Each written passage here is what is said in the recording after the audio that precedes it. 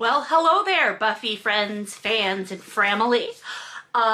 It's time to watch another episode.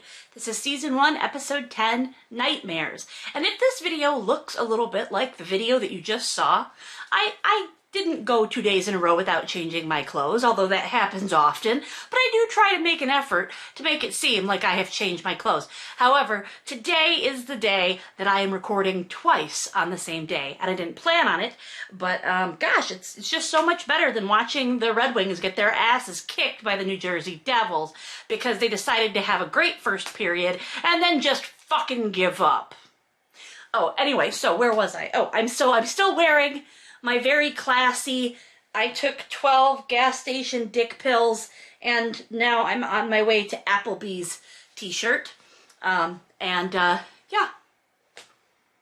that pretty much sums it up. Let's get into the episode. If she was a waitress at Chili's, she would get more tips for having her hair like that.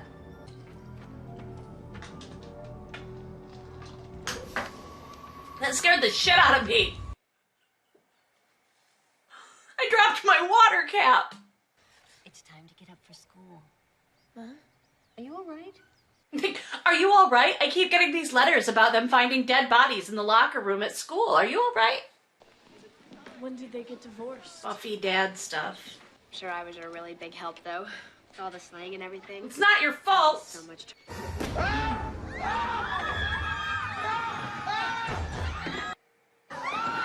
I would be so afraid, not of the spiders, but of hurting them. Like, especially tarantulas, because they are so fragile. Tarantulas are so fragile, and I am terrified to see or touch or be around one. Not because spiders bother me, but because I'm afraid I'm gonna hurt them. We are defined by the things we fear. This symbol, these two planks of wood, it confounds me. You're afraid of Jesus? You don't have to be afraid of that guy. He's dead. Fear is in the mind. But Jesus is in your heart. If I can face my fear, it cannot master me. So this makes the lore of Buffy that crosses work on vampires because they're afraid of Jesus. Will has been kind of, what's the word I'm looking for? Insane about what happened yesterday. I don't like spiders, okay? That's not okay. And their sticky webs, and what do they need all those legs for anyway? For being adorable. They got paws like a cat. I'm sorry, I'm unruffled by spiders. Now, if a bunch of Nazis crawled all over my face... This is like the one time that I agree with Xander on a subject that Nazis are scarier than spiders. I don't hate spiders. No. I love That's them. right. They hate me. That would be I hope you study your history devastating. test. It would be devastating. I feel like I need to look it up, but that kid looks like the guy that grew up to be, you know, in Inception. Is he in Inception? Oh my god, is he in Inception? Okay, wait. It's not him. That would have been funny. Alright, smoking is evil. Smoking is bad. So she goes down there to smoke a cigarette. She's gonna get attacked by this thing. You should never smoke.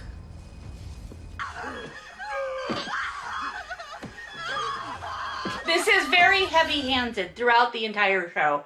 Somebody has a grudge against cigarettes. I'm not saying that it's not okay.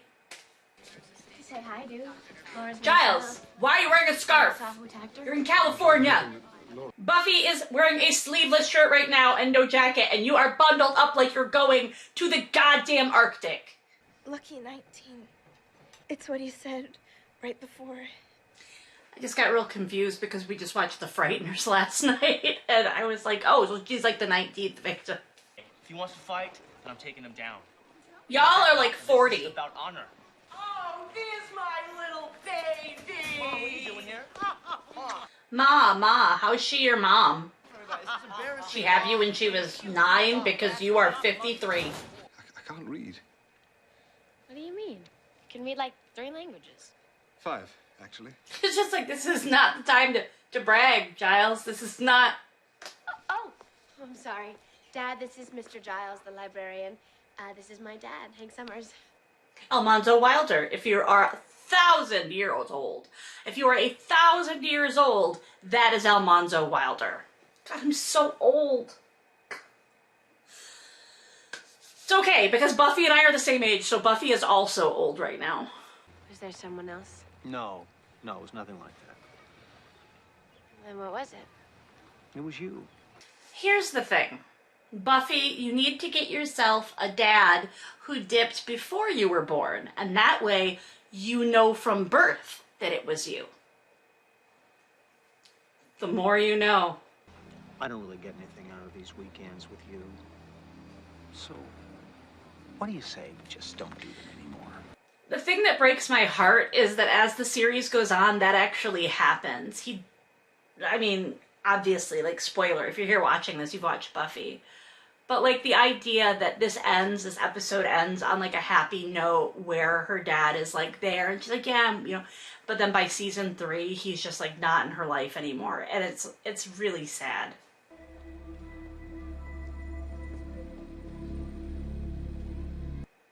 Buffy, don't cry, you've been incepted by off-brand Joseph Gordon-Levitt. Our dreams are coming true. Dreams? That would be a musical comedy version of this. Nightmares. Our nightmares are coming true. So this tells me that Giles' nightmares are about not reading, and his dreams are musical comedies.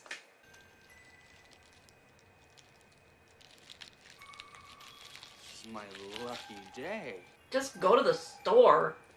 Oh, he's poor. That's right. What could one candy bar cost, Jenny? $10? Okay, so, like, there's a Star of David on that. Could a vampire walk by that? Is it just crosses or all sacred symbols? Now that we know that crosses in the Buffyverse are apparently due to a fear of Jesus. I am free because you fear it. Because there's a cross. I said I was going to point out when there are crosses in the cemetery, and there is a gravestone, and it is shaped like a cross.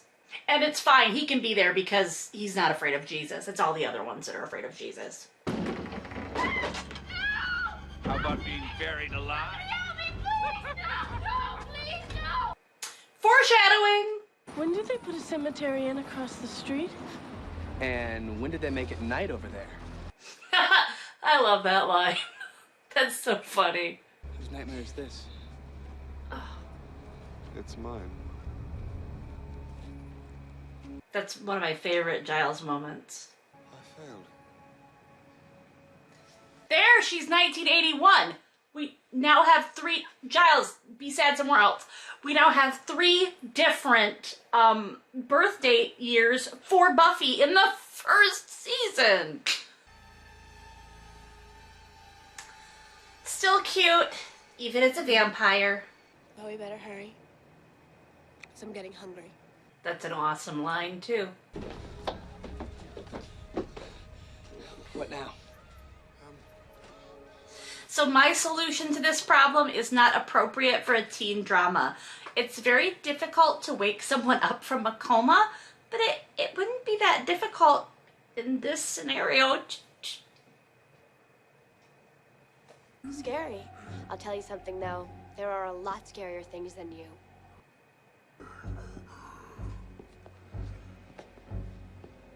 And I'm one of them.